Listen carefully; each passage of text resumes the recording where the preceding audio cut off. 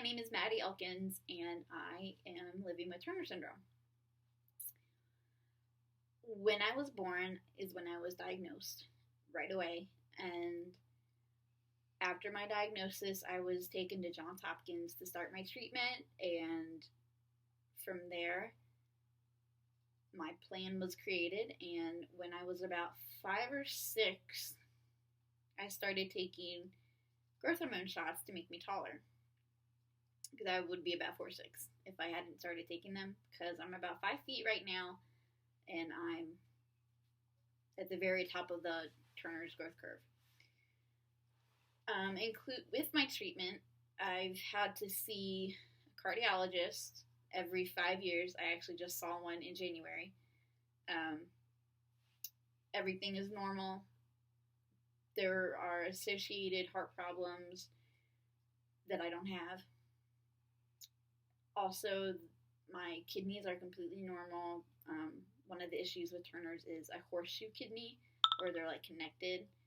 I'm good to go. I'm very lucky. I'm completely normal and healthy, except for not being able to have kids, and I'm just shorter than most girls.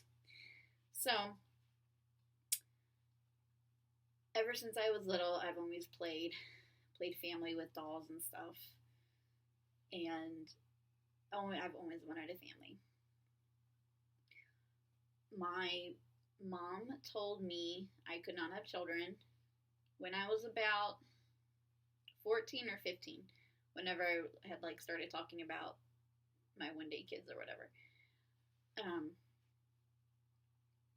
And my endocrinologist also told me that later, the visit right after that, because I think they had planned on telling me at that age, but that was really hard to hear.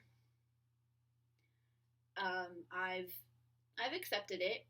I actually think I accepted it just about immediately. I just told myself I'm just not meant to have my own kids, and that there's someone, a little baby out there, that needs me to take care of them one day.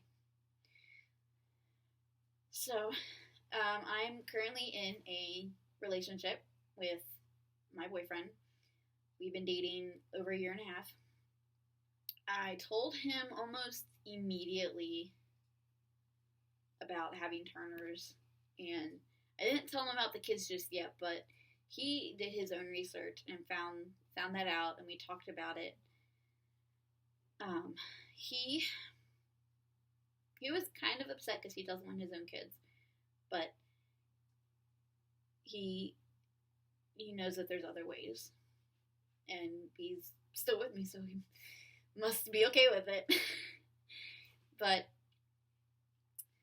that has been the biggest thing my biggest struggle with Turner's is not being able to have my own kids. I've accepted it, but it's hard to hear as a woman that you can't have your own kids. Everything else, I'm completely normal and healthy. I have played soccer my entire life up until probably about high school, just after my grandma died. And I actually really stopped doing just about all activities and gained weight. And the endocrinologist that I have been seeing for my Turners had told me she wanted me to lose a little bit of weight because most Turner's girls develop diabetes, and that runs in my family on both sides, so that's one of the biggest issues I don't want to develop. So I started working out and became a personal trainer, and I'm completely healthy. Everything is normal with my sugar levels and cholesterol, all that stuff. So when I really understood what Turner syndrome was, I was kind of able to understand all the stuff that would happen in my life, and I was okay with it because I didn't really feel any different than I did before I really understood it. I've always been picked on my entire life for being short. People use me as an armrest. it does kind of make me feel special, but at the same time, it's like, all right, that's enough. So I do like being the height that I am. Yeah, I wish I was a little taller, but whatever.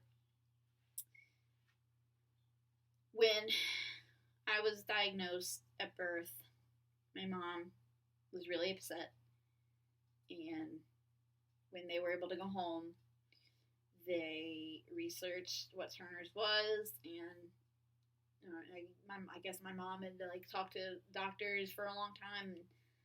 Then, I did finally start seeing my endocrinologist regularly. At first, I would have to go every 3 months to Baltimore, which I used to live about an hour and a half from Baltimore with my parents. And as I got older, the space between got further. Then I would go every 4 months and then every 6 months. And my endocrinologist is a pediatrician endocrinologist, so I saw her until I was 19. She saw me an extra year because it was only like another visit or two or whatever. But my general practice doctor, my family doctor, is familiar with it, and she knows what to look for.